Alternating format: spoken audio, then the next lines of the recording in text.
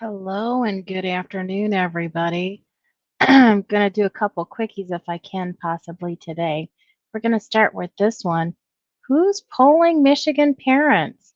So there's a poll on MLive that was published today at 12:06.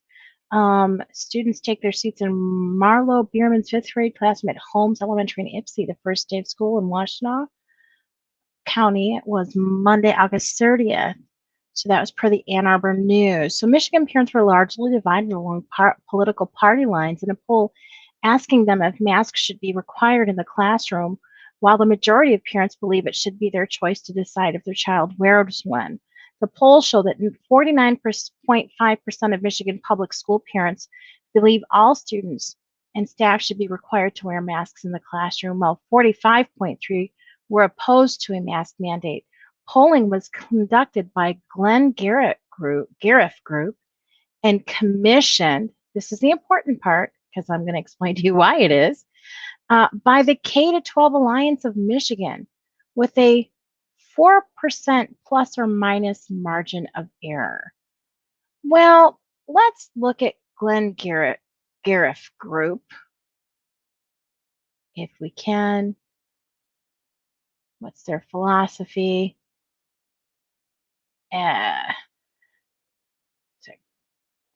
Full service research group, but I didn't get this one.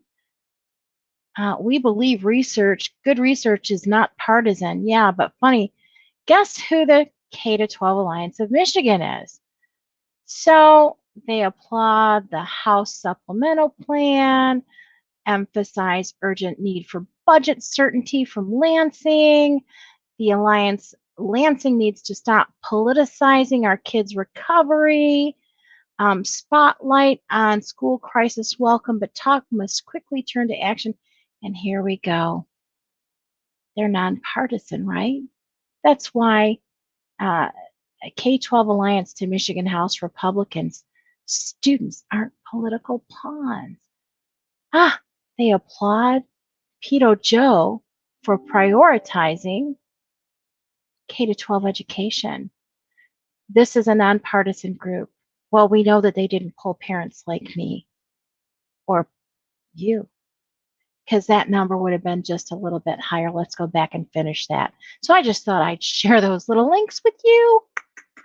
Among the parents, 38% strongly support the mandate, while 10.7 somewhat support it, compared to 26.5 who strongly oppose it, and 8.8% somewhat oppose them. So polling from the group conducted in late August showed that among 600 parents, well, which kind of parents did you poll? Did you do where did you poll from? What school district? Let's be real. Did you poll from a district that is predominantly, a Democratic, liberal, independent community? Or did you do polling from across the state? Yeah. So, I don't know. I find that this whole thing is just a bit biased and misleading, in my opinion. Suburban parents are statistically split on this decision. The polling found while parents from urban areas are strongly support, and small town and rural parents believing it is a parents. Well, because rural parents, now mind you, I was a suburban parent for 20 years until I moved out to the country. And I'm sorry, but the schools should not be raising your children. That's half the problem is parents in the city got lazy. And I don't mean to offend anybody by this, because I was a single parent for 10 years. I raised my kids by myself with no assistance, literally no financial or physical assistance from their biological father. Okay? So I had my family. You know when they say that it takes a tribe, it takes a village? Well, they're not kidding. And if you want to raise your kid to be a good person, you find people like you to help you. There are people. My neighbor, I don't know her from Adam. I just know she's my neighbor. She's got a younger kid. when her old man took off a couple years ago and the kid was in school and needed to get to daycare, hey, my husband and I stepped up. We're like, hey, we'll get her to school for you. Don't worry about your job. And we did. I was working closer to home at the time at a different company, and I didn't have to be to work till later in the morning. So we got lazy, folks. Let's just admit and take accountability for where the fault lays. And it's our own fault. We got complicit and we got lazy. We let them take God away from everywhere and everything. And we relied upon other people to teach our children that we didn't know. And we just assumed, which you know what assuming does, makes an ass out of me and you.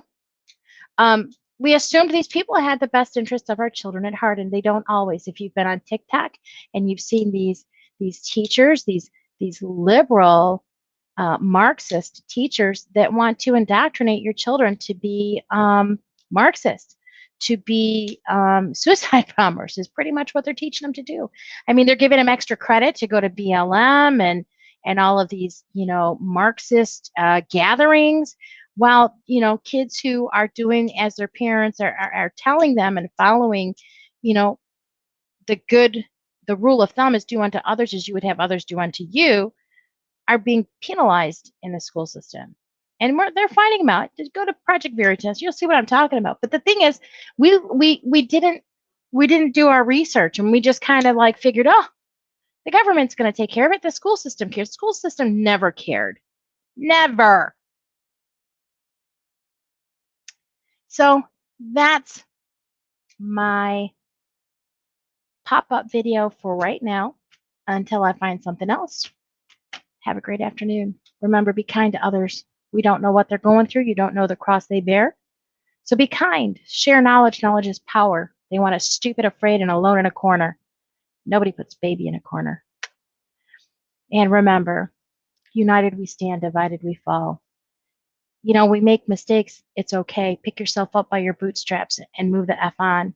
That's what we need to do. We made our mistakes. We realized what we did, and we're not going to let it happen anymore. And we're going to stand the F up, and we're going to stand the F up united, because united we are strong. God bless you guys. Have a great afternoon.